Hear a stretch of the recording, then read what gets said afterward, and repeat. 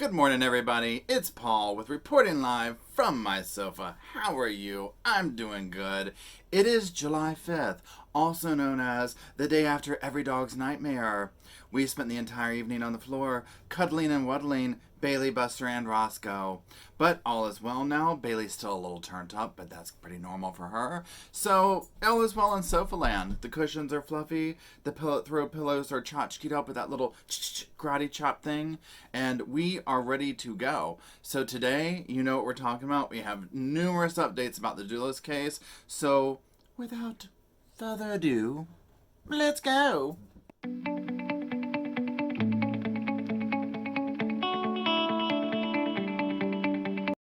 Okay, so I'm going to be reviewing several articles today about the Jennifer Dulos case. As you know, you've been following this case. Every day it seems they release a little bit of this or a little bit of that. We still haven't found her. Still no real word on that. So I just wanted to kind of go over these articles, talk about the main points, and see what you all have to say. So let's start with the first one.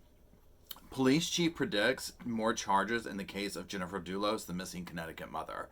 Now, this is interesting to me that a police chief is coming out publicly and saying that, just simply because it leads me to think either they're very convinced that he did something and they're wanting to insinuate that or whatever, maybe scare him publicly. I don't know. But I just think it's interesting that the police chief is going to say that out loud. Now, granted, he did not specifically say, at least in the headline, directed towards these two, but let's see what they have to say about it. So, the new Canaan police chief, Leon Krolikowski, told CNN in an exclusive interview he is confident there will be additional charges in the future. In the case, adding it is very possible that charges already filed will be upgraded. So he is definitely referring specifically to them and talking about upgrading their charges. So to me, this is something along the lines of maybe they have more information. We don't know. I think a huge part of this relies on what that video shows. When asked by CNN if others could be charged in Jennifer's disappearance, Krolikowski said, "We will see." So he's not saying yes, he's not saying no, he's being a little bit, gray zone there or whatever. I'm sure this is all very intentional, and I'm sure we will see in the future why it's being intentional. So the article then pretty much just goes into a little bit of information that we already know about the backstory, what his bond is, things of this nature. So I think just, the little bit that they talked about with that, the fact that the chief is making a public statement and talking about charges being upgraded, what they probably could also be doing is they might have some information on the back burner that they're like, you know what, if we can't find a body, if we can't get murder, if we can't get this, that, the other, whatever, we're going to go ahead through this. But they might be waiting to see what all chips they have to play with, if that makes sense. Okay, now this one is the big, the bang, the oh my goodness, we've been waiting forever to hear this, and it's finally here, and I don't know, let's say. But it is the husband of missing Connecticut mom, Jennifer Dulos, speaks out. He does an interview, and he says that the truth is going to come out. So let's jump into this real quick, and we're going to spend a little bit more time on this one than probably the other articles, because this is very interesting. So the estranged husband of Jennifer Dulos is maintaining his innocence and vowing to stand and fight, and as he waits for the truth to emerge. So he sat down for his first interview since he was arrested last month. So these are the main points that he's talking about. I know people say the spouse did it, but I know what I've done, and I know what I haven't done. So I have to stand and fight and hope that the truth is going to come out, Photos 51 told NBC4 New York from his home in Farmington, Connecticut. I think they should wait before assuming I'm guilty. So statistically, when something like this happens, 90 or 95%, it's the spouse. So I can understand why people feel this way. I'm in the 5 or 10% category. Okay. So the article continues on, and he tells them that he found his rest surreal. And he thought to himself, this cannot be true, as he stood wearing an orange jumpsuit in a jail cell. He also denied any notion that he wanted Jennifer gone as the couple continued to work through their divorce. And he had said that they started communicating again in mid-April, with photos even eating dinner at her home in New Canaan 2 days before she vanished. Timeout, pause. My opinion is this. Okay, this entire thing right here, before we even get into it, could be him trying to set up why his DNA was at that house. So, because putting himself there like that could immediately be like, well, that's why my DNA was on the wherever it was in the kitchen on the faucet. So, let's continue. I never wanted Jennifer out of the way. I had my differences with Jennifer, like many people do when they go through a marriage. It didn't work out for us, but that doesn't mean that I wish her ill in any way, he said.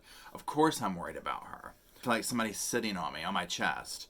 It's terrible not to have your children. I don't think anything compares to it, he said. I want people to know that this is a very, very challenging time for my whole family, and we just have to be patient to get to the other side and see what happens. He also laminated his situation, including the GPS tracking device being used to monitor him while he's out on bail. He continues, I don't have my kids. Jennifer's not around. Michelle is not around. I'm having a hard time with work, he said. I have a GPS on my foot. Somebody has to look at who is the one worst affected in this situation. I mean, okay, so honestly, I can't believe that he said that. And I can't believe that he said that. So again, you know, because reading this stuff like this, it's like the one part of you is like, okay, well, maybe this guy's telling the truth. Like, he's so adamant. But then I just go back to things like Ted Bundy and people like that who, you know, have these huge body counts and they will tell you up and down that they are not guilty. And so, again, I feel like the evidence will point us to the truth, and the evidence doesn't look good so far. And I feel like there's little bits and pieces of information planted, just like when he was saying that he was at her house. So, you know, it's like, okay, well, there's the DNA reason and things like that. So, but to sit here and go on talking about complaining about a GPS on your foot, even if you're not guilty, and you know, he's already brought light to the fact that he knows that it's normal. Like, okay, the spouse is always looked at. So if I was in this situation like this, and I'm like, the spouse is always looked at, they've got some damning evidence that someone's out to get me, I'd be like, keep a GPS on me. It will prove my innocence. Sure, it's a pain in the butt, but I'm certainly not going to come out and talk about that, you know, publicly. I would think it probably, but I want to come out and talk about it, if that makes sense. So that's all really the main highlights of that article there. So again, I think that this is very telling that he's come out. I'm sure his lawyer completely instructed him on what to say, what not to say, which is also why I'm a little bit surprised about the GPS comment. But again, my two takeaways are, can't believe he said that, and the DNA thing on the faucet for this one. So that being said, let's continue to the next article. So let's look at an article where Fotis' sister speaks out in support of him. The title is Fotis Dulos' sister comes to his defense as wife Jennifer remains missing. Came out and she said that the family wants to see Jennifer return safe and sound for the benefit of his children. Renee Dulos came to her brother's defense in a prepared statement sent to the Connecticut Post on Monday. In it, now she's an architect apparently who lives in Athens, Greece, and she described Fotis as a caring family man who deeply misses his 5 children. He shares with the missing wife Jennifer. And so I'm just going to read some little tidbits from that. It is relevant to point out that Fotis, from a very young age, desired to be a father, to be a caretaker, to have a big family under his paternal wings, Renee wrote. It is relevant to express that Fotis can be lovingly spontaneous to the core when it comes down to lifting other people's spirits around him. She went on to say that Fotis truly and sincerely holds Jennifer in his prayers, despite any personal differences. Renee also said that her younger brother is floored by the allegations against him. I submit to you that all these facets point to a personality that, on the human level, feels let down by all the developments surrounding him, but that through 50 years of exemplary living cannot but feel astounded by the accusations and is set on both helping the truth shine and to see Jennifer return safe and sound for the benefit of his children. She concluded the statement. So, you know, again, now obviously if the sister came out and said, oh my God, this is a horrible human being, talking about her brother, well, that clearly wouldn't be good. It would be very telling. So a lot of times with things like this, and I mean, I'm sure he is a lot of these things, but people can also be one thing and another. if that makes sense. Just because somebody wanted to be this or wanted to be that doesn't mean they didn't snap, if that makes sense. I mean, look at, again, I hate to keep referring back to Ted Bundy, but look at how certain, like, most everyone that knew him very closely in the beginning would never even think that he did those things. I mean, they just would never have an inclination. And then as the truth came out, it was like, not only did he do these things, but they were clearly horrible things. And again, I'm not trying to sit here and say, oh, well, because so-and-so said this about so-and-so, it means he's guilty. I just go back to the evidence, and I get that they went back and forth in court filings talking about how horrible one another was, but I have a feeling that somewhere in there is the truth. And there's so much evidence of her talking about him being, controlling and all these type situations, and I have a hard time believing, even if it was dramatic, that there's not some level of truth in it. So, and again, I just can't get away from the DNA, and everything is just so perfect. Another thing that kind of bothers me with Fotis and Michelle is that all of their alibis, all of this stuff is coming from people that you would expect. They're coming out with, his sister said good things about him. Okay. I want to hear it from a total stranger that kind of knew them. Somebody that doesn't have, a family connection like that. With Michelle, let me see part of your alibi for where you're at that doesn't involve a friend who, with no, proof that you were there. Those type things. So, that being said, let's go ahead and talk about the searches that are taking place. So, a dive team spent 5 hours searching a Connecticut reservoir as the hunt for Jennifer intensifies a day after her estranged husband protested his innocence in his first televised interview. So this is an article just going on how the search is continuing, basically. So I'm just going to go over some bullet points here about this, and we can discuss in the comment section. A dive team spent 5 hours on Wednesday morning searching in a reservoir near the MDC water treatment facilities in West Hartford. State police have been reportedly combing through the area all week with Canine units.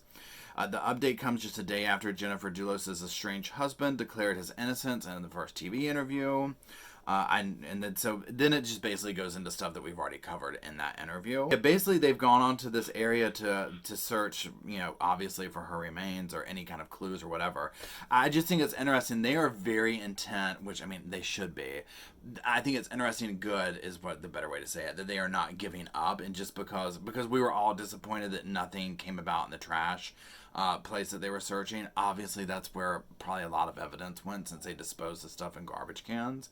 So with this, at least they're continuing that search. Now, one thing that was interesting about this search is the canines were said to have been at the reservoir for training, but sources say that the location was chosen as officials continue looking into the disappearance of Jennifer. So maybe they were doing training with these dogs and they're like, hey, let's kill two birds with one stone. Let's start searching. And apparently there's like 6 reservoirs. And so I'm curious to see if they continue to go through and search all of these. I don't believe we have any kind of updates about that yet at the time of this filming, so I'll be curious to see what those are, because I'm sure by the time y'all see this, there will be another update to this. So that being said, those are all the updates that I have right now on this case. Again, we're just going to kind of watch this closely, see what comes about. I think one thing we can look to is more searches taking place, but probably in the near future seeing some charges upgraded. I just feel like if they don't have more information, they might be pulling out some more charges to really try and make things stick on them.